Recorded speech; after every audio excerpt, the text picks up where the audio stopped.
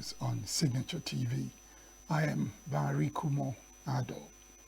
In the headlines, FG moves to scrap fines for drug traffickers, pushes 15 to 25 years jail term. Police launch search after abduction of Neco students in Borno.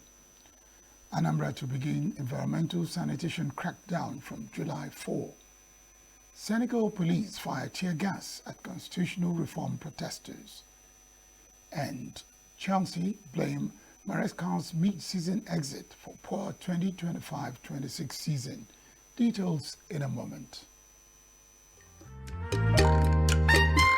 The way we see the world shapes the way we change it. Gender isn't just a checkbox. It's a lens, one that helps us understand the world more deeply and act more fairly. Gender Perspectives, a program for those ready to see more, do more, and be more. Designed to challenge assumptions, ignite conversations, and build inclusive solutions across every sector of society. We are not, fighting the men. We are not saying we are equal in terms of rights. We're only asking they should recognize our existence. Join us on Gender Perspectives, showing every Saturday by 4 p.m. Repeat every Wednesdays by 5 p.m. and Thursdays by 3 p.m. Change begins with perspective. Let's widen yours. Law Enforcement Agency, NDLEA, has disclosed that the federal government is planning to remove the option of fines for convicted drug traffickers. The NDLEA spokesman, Femi Babafemi, revealed the development on Monday during an appearance on a television program, said that the option of fines creates a loophole that weakens the fight against drug-related crimes. Babafemi said the judiciary has remained a strong partner in the agency's efforts to prosecute drug offenders, noted that the agency records a conviction rate of nearly 90%. They have identified the option of fines for convicted drug traffickers as a major challenge, saying its removal will serve as a stronger deterrent. Said a proposed amendment championed by the Office of Attorney General of the Federation and the Minister of Justice will eliminate the fine option and replace it with mandatory prison terms of 15 to 25 years for convicted drug traffickers. This is said would ensure that offenders face imprisonment rather than paying fines and returning to the illicit drug trade. Babafemi added that the agency has, in some of its recent operations, uncovered billions of naira in the bank accounts of suspected drug traffickers, adding that the funds have been frozen while efforts are underway to secure their forfeiture to the federal government. He said Nigeria has become an increasing hostile environment for drug traffickers, forcing many of them to relocate to other countries to evade arrest. The National Agency for Food and Drug Administration and Control said it has uncovered a warehouse stocked with expired baby wipes intended for illegal revalidation and sale to unsuspecting consumers. The agency said the value of the products was estimated at 42 million naira. The statement shared on X on Monday, the agency said during the operation, its officers discovered over 240 cartons of expired baby wipes that had already been revalidated and repackaged, alongside approximately 20,000 additional expired wipes, equivalent to 625 cartons awaiting revalidation. NAFDAC said one suspect was apprehended at the scene while the warehouse was sealed and the products evacuated for further investigation. The Anambra State government has commenced a crackdown on owners of structures causing environmental degradation, as well as individuals blocking waterways and indiscriminately dumping refuse into drainage channels. As part of the initiative, the government has declared Saturday, July 4, 2026 as a commencement date for a statewide distilling and waste evacuation exercise. The development was disclosed in a statement issued on Monday by the Commissioner for Information and Value Reorientation, Law MEFO. MEFO said Governor Chukwuma Soludo's administration had made environmental sustainability a top priority to address flooding and other environmental challenges affecting the state. Commissioner said that to ensure the success of the exercise, Movement will be restricted across the state from 6 a.m. to 11 a.m. According to him, only essential service providers, including security agencies, healthcare workers, ambulances, journalists, the fire service, and other authorized personnel will be exempted from the restriction. Therefore, urged residents to cooperate with the government, warning that anyone who failed to comply with the directive will be prosecuted in accordance with the law. The federal government has confirmed that the next evacuation flight bringing Nigerians home from South Africa will depart on Tuesday as efforts continue to ensure the safety of citizens following fears of possible xenophobic attacks. Speaking with newsmen on Monday, the spokesperson for the Ministry of Foreign Affairs, Kimebi Ebimfa, said an Air Peace aircraft departed Nigeria Monday and will return with another batch of evacuated Nigerians on Tuesday morning. The latest development comes amid heightened concerns over planned anti-immigration protests expected to begin on June 30, with the government continuing its voluntary evacuation program for Nigerians who have indicated interest in returning home.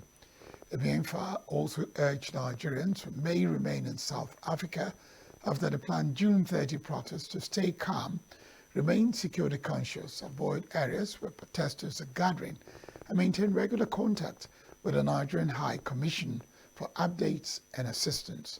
The latest evacuation is part of a program approved by President Bola Tinubu earlier this month to facilitate the voluntary return of Nigerians willing to leave South Africa. Before the latest operation, the federal government had already evacuated 328 Nigerians in 2 batches.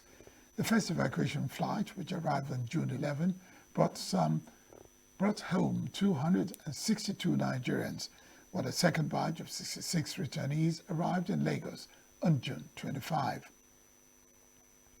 Former Governor of Plateau State, Joshua Dariye, on Monday submitted a 2-volume peace and security report to Governor Caleb Mofwang with recommendations centered on the protection of vulnerable communities, recovery of displaced persons, and institutional reforms aimed at ending the cycle of violence in the state. The report comes amid a renewed wave of deadly attacks in rural communities across Plateau in the first half of 2026, which left scores dead, thousands displaced, and farmlands destroyed. Presenting the report to Governor Mofwang at the Rayfield Government House in Jos on Monday, Dariye said the assignment went beyond administration and touched directly on the protection of lives, the safety of communities, and the pursuit of enduring peace across the state. According to him, the committee produced a comprehensive 2-volume report containing detailed analysis, key findings, implementation frameworks, and practical recommendations for government action. Among its key recommendations, the report calls for a comprehensive stabilization and recovery framework that extends beyond military responses to include the protection of vulnerable communities, support for internally displaced persons, reconstruction of affected settlements, livelihood restoration, trauma healing, youth empowerment, women's participation, interfaith collaboration, traditional conflict mediation, and education. Governor Mofwang described the document as a strategic roadmap that will guide informed dialogue and practical interventions aimed at addressing the complex security and socio-political challenges confronting Plateau State, reaffirmed this administration's unwavering commitment to building lasting peace through inclusive dialogue, institutional reforms, and strengthened collaboration with the federal government.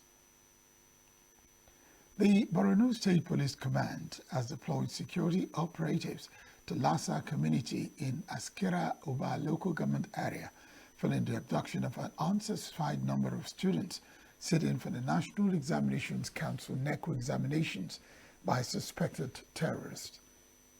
The attack occurred on Monday morning when a gunman reportedly invaded the school at about 9 a.m., firing sporadically before abducting several students and women selling food within the school premises. Confirming the development, the spokesperson for the Borno State Police Command, Nahum Daso, said security operatives responded swiftly and engaged the attackers, preventing what could have been a larger-scale abduction. Special Advisor to Adamawa State Governor Madufintiri on Media and Strategy, Solomon Kwamaga, a resident of Lassa, also confirmed the incident to newsmen on Monday morning. It disclosed that the attackers arrived on motorcycles and invaded the school. Earlier, the president of the Borno South Youth Alliance, Samaila Kaigama, told journalists that the attackers wore military and forest guard uniforms. However, residents who spoke claimed that 2 teachers and 1 student were killed during the attack. Gombe State Governor Muhammadu Inuayaya has charged newly elected local government chairpersons to prioritize grassroots development, strengthen security, and deliver responsive governance as they assume office across the state. The governor gave the charge on Monday during the swearing-in ceremony of chairpersons elected in the June 27 local government elections, which he described as peaceful, transparent, and credible. Congratulating the new council leaders, Yahya said the victory reflected the confidence reposed in them by their constituents and reaffirmed public support for the All Progressives Congress. He described local governments as the closest tier of government to the people, stressing that they play a critical role in delivering primary health care, basic education, rural infrastructure, water supply, sanitation, agricultural support, and community development. The governor also urged the chairpersons to work closely with communities to enhance intelligence gathering and strengthen local peace-building efforts in the face of evolving security challenges. He also commended the Gombe State Independent Electoral Commission, security agencies, election officials, the media, and residents for ensuring a peaceful electoral process. Former Vice President Atiku Abubakar has alleged that there are attempts to ensure that the African Democratic Congress is not on the ballot for the 2027 general election. Atiku was also the ADC presidential candidate for the 2027 general election, made the allegation in a statement issued by Senior Special Assistant on Public Communication, Frank Shaibu, on Monday. The former vice president said he had received credible information that anti-democratic elements were allegedly plotting a coordinated onslaught to ensure that the ADC was excluded from the 2027 election. He warned that any attempt to prevent the ADC from participating fully in the electoral process will represent one of the gravest assaults on Nigeria's constitutional democracy since the return to civil rule. Atiku, while stating that he hoped the information would not materialize, noted that recent developments had made it impossible to dismiss such warnings lightly. He noted that Nigerians had watched over the past months as every conceivable tactic had allegedly been deployed against the opposition, from attempts to manufacture leadership crisis to judicial ambushes, administrative harassment, and calculated efforts to delegitimize the country's fastest-growing political movement. He added, no administration has the constitutional authority to determine which political party Nigerians are permitted to vote for. Sovereignty belongs to the people, not to those with temporary willed power.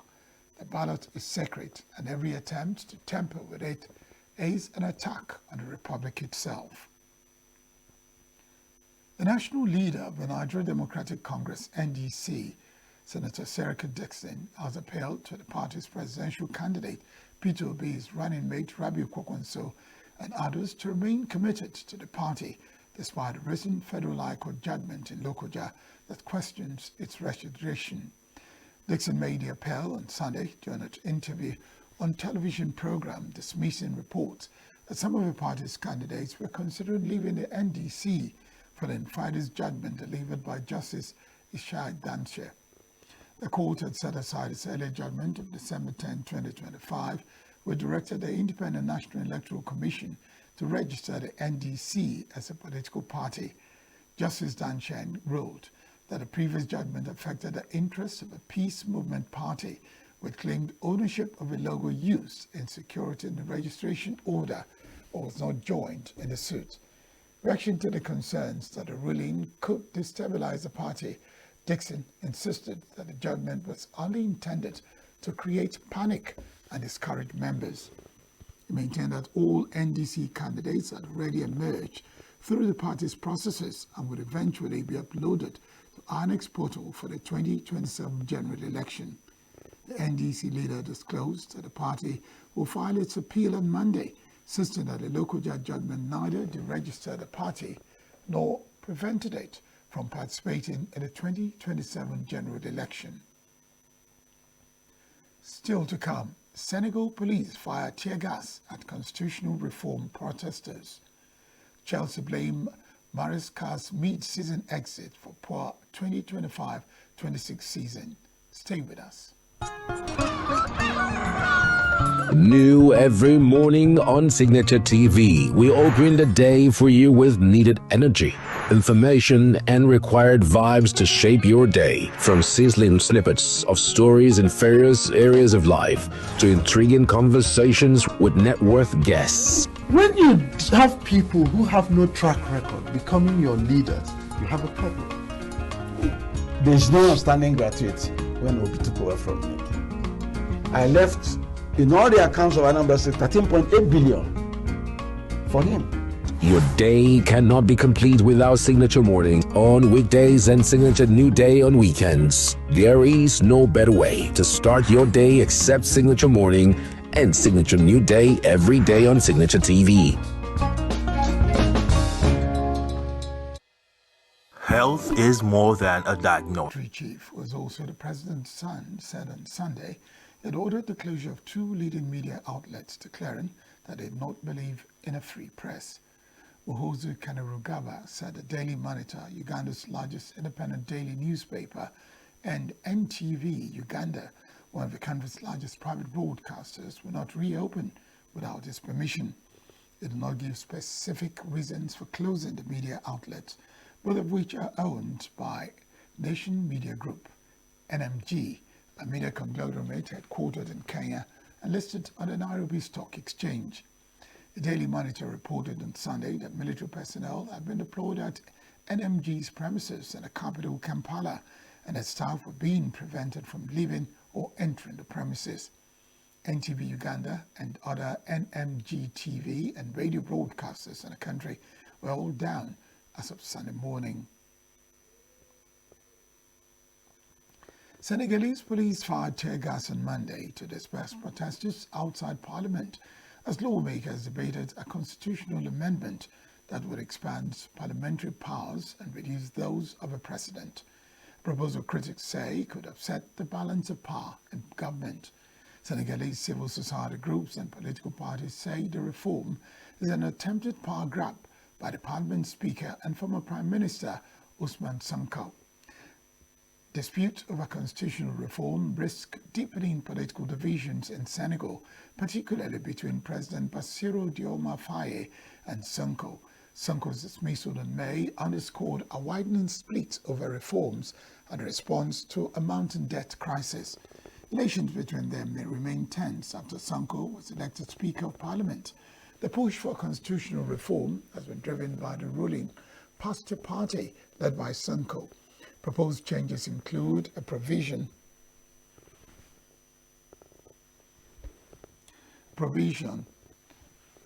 prohibiting a sitting president from serving as leader of a political party.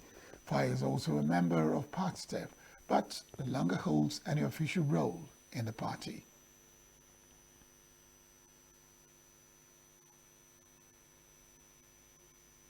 A father and son have been rescued alive from the rubble of a collapsed building in Venezuela 4 days after powerful earthquakes ripped through the country, offering a rare moment of hope as rescuers continued searching for survivors beneath mountains of debris.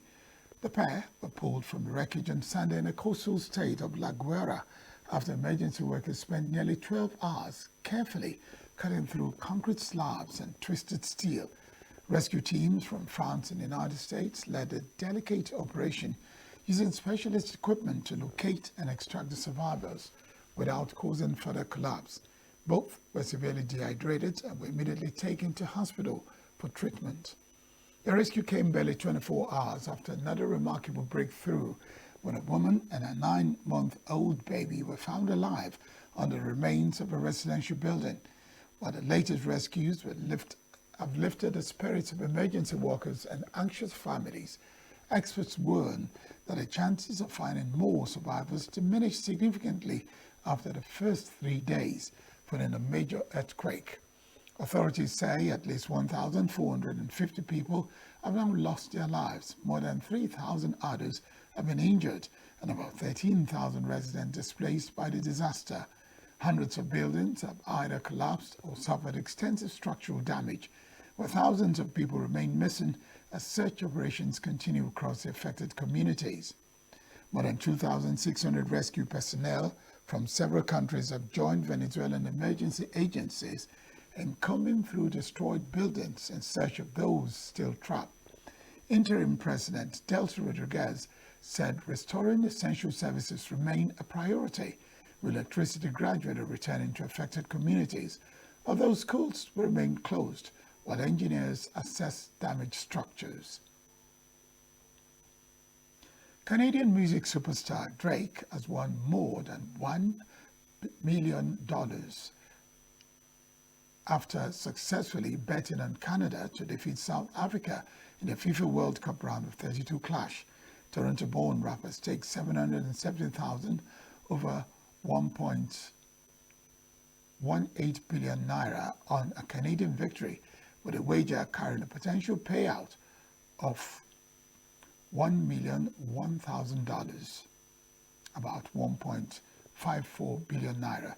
Canada's dramatic 1-0 victory earned Drake an estimated $231,000, about 355 million naira in profit. Before kickoff, Drake revealed on Instagram that the high profit bet was prompted by a message from renowned South African DJ Black Coffee. Canada sealed a victory qualification for the World Cup round of 16 when midfielder Steven Exterkel struck a superb volley deep into the second half stoppage time at Sophie Stadium in Los Angeles and in South Africa's impressive tournament run. The victory also marked another milestone for co-host who reached the World Cup round of 16 for the first time in their history. Chelsea on Monday explained the dramatic departure of former head coach Enzo Maresca, blaming his mid-season resignation for derailing what the club described as a hugely disappointing 2025-26 campaign. In a statement published on the club's website, Chelsea said the disruption caused by Maresca's exit during the Christmas period played a significant role in the team's struggles and forced the club into an unwanted managerial change halfway through the season. According to Chelsea, the first signs of trouble emerged in the autumn of 2025, and Maresca informed club officials that he might have the opportunity to succeed Pep Guardiola as Manchester City manager at the end of the season. Chelsea also confirmed that confidential settlements had been reached with both Manchester City and Maresca. The agreement with City includes compensation, while the former Chelsea boss would also pay compensation under a new separate confidential settlement. Looking ahead, Chelsea expressed confidence in a new manager, Xabi Alonso, describing him as a professional of the highest integrity with an exceptional football mind capable of restoring the club to success. The statement marks the first time Chelsea have publicly explained the circumstances surrounding Maresca's departure, offering supporters of the club's account of one of the most turbulent managerial changes in recent seasons. That's a wrap on Global News. I am Barry Kumo Ado. Thank you very much for watching.